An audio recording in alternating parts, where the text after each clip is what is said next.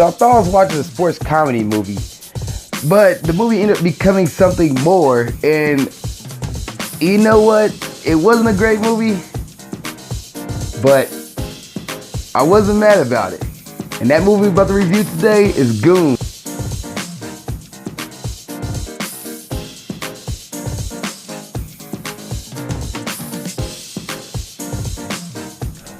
What's up, world? Welcome to another episode of Movie Breakdowns. I'm your host, Zakka, and before I jump into today's review of the movie Goon, what is Movie Breakdowns? It's a movie review series where we look at new and old movies, give them a grade, A through F, pluses and minuses do count. And if there's a movie you want me to review, please let me know. Please put in the comment section below. I'll try to get to it as best I can. Some movies I probably can't get to it, others I will try, and there's some I'll just come out of nowhere.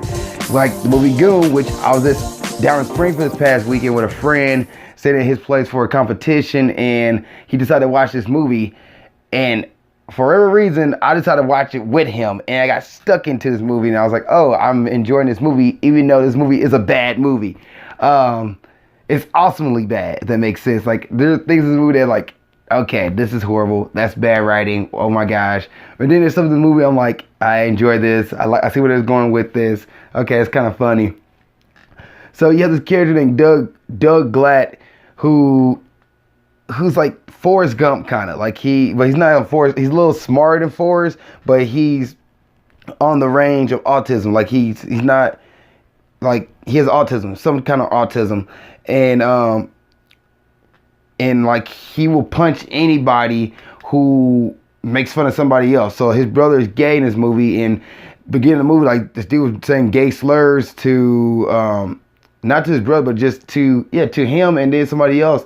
And he got up and like start punching the guy, start punching the hockey player who's saying all this gay stuff, like gay slurs, and it's being very derogatory to gay people. And he punched the dude, like started knocking him out.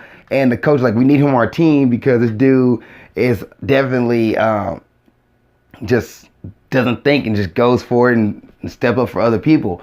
So Doug, joined like the C-level league of hockey. I don't know if the actual league is. It's not the minor leagues, like C-level, below minor.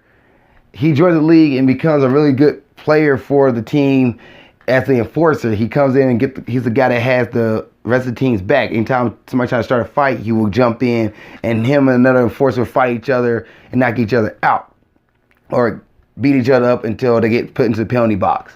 So he became like a big star, which he moved up to the minor league team for the Canadian, what is it, Montreal? I think it was in Montreal.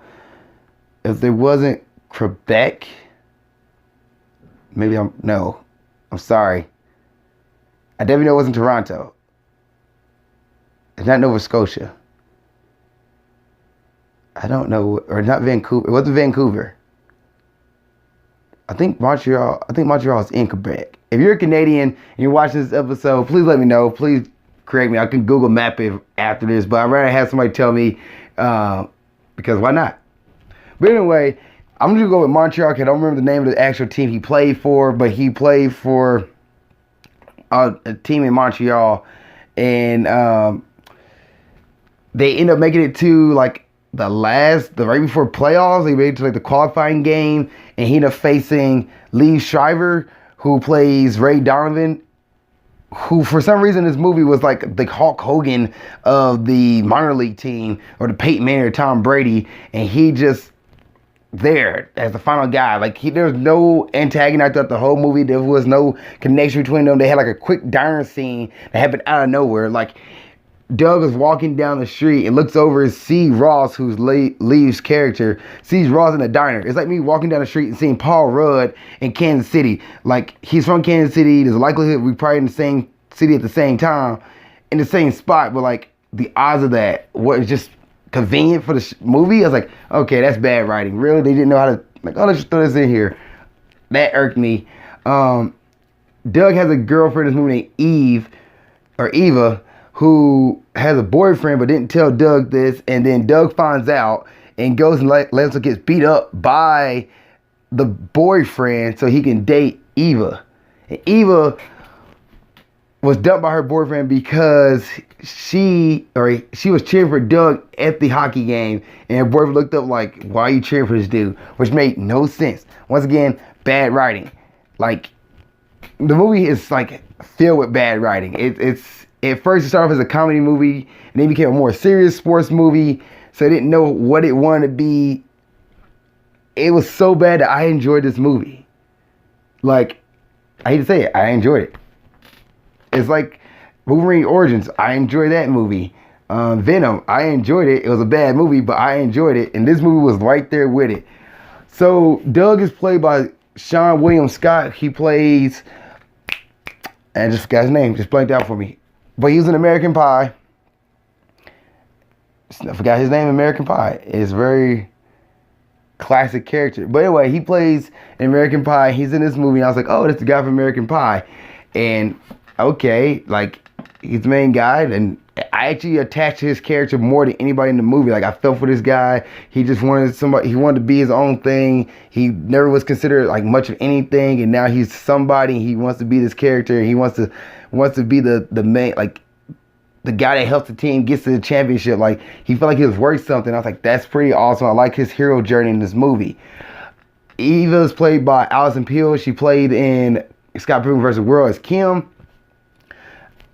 To me, this girl does not age at all. She's like in her 30s, but does not seem to age.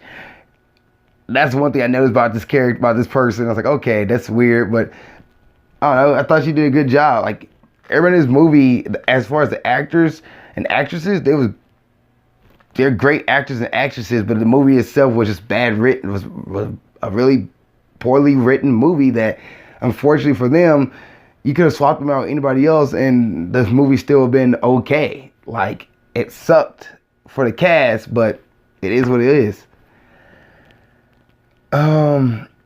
Lee Schreiber played Ross. Once again, he was just thrown into the movie like out of nowhere. Anybody else I really need to point out? There's a French guy in this movie. I can't think of his name right now, unfortunately. And because I don't have my laptop with me like I normally do, I'm going to have to miss out on the actor's name. But he was like the main star in this movie. He had beef with Ross, or with Doug in this movie. And they sell their beef. This is why I was like, this is poor writing. They sell their beef because, one, Doug stood up for him when he got knocked out by another player.